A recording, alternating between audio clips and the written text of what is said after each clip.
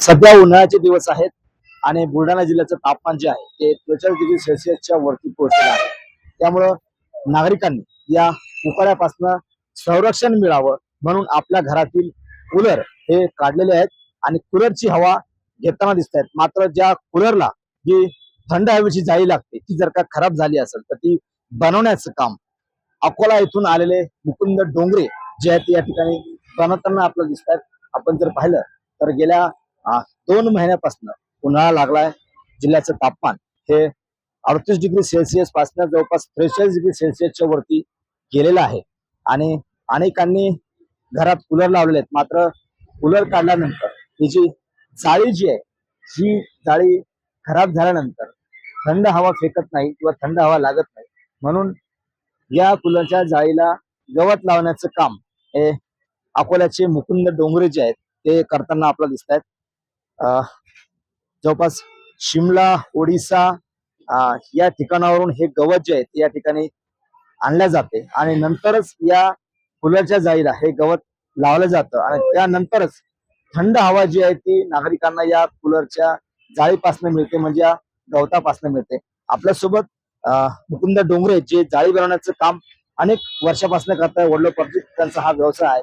काका, काय सांगाल, कधीपासून तुम्ही हा व्यवसाय करताय आणि जाळीची किंमत सध्या किती आहे आणि कशा पद्धतीची जाळी असते? हा व्यवसाय माझा वडिलोपार्जित आहे आणि ही जाळी जी आहे ती स्क्वेअर फुटाने विकली जाते, 50 ते 70 रुपयाच्या दरम्यान स्क्वेअर फुटाप्रमाणे.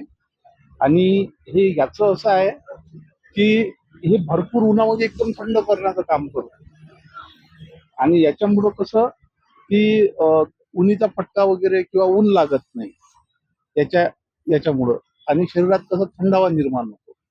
पण ही जी जाळी तुम्ही जी बनवताय, कुठलं गवत असतं हे? कुठल्या कुठल्या जातीचं गवत आहे सगळं? तर हे याला खश म्हणतात, वाळा म्हणतात.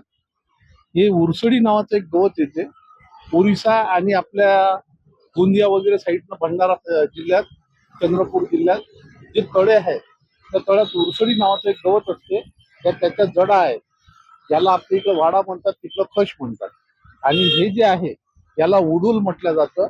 हे काश्मीर साईडनं, हिमाचल प्रदेश या आणि आपल्या शिमला या साईडनं जे देवदार आणि चिनारचे झाडं आहेत त्या झाडाचा लाकडी भुसा आहे.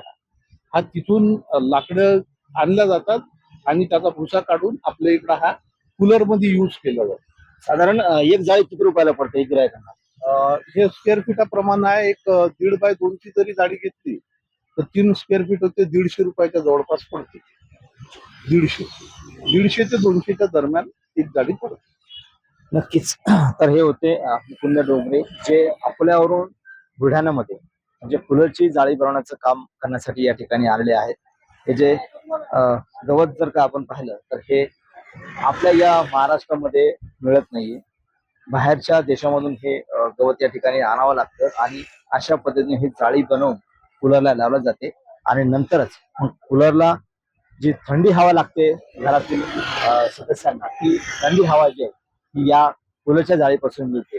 त्यामुळं या गवताच्या जाळीला फार मोठी मागणी सध्या उन्हाळ्याच्या दिवसांमध्ये आपल्याला दिसत आहे. कॅमेरामन नील देशमुख, गणेश सोळंकी, TV9 मराठी, बुलढाणा.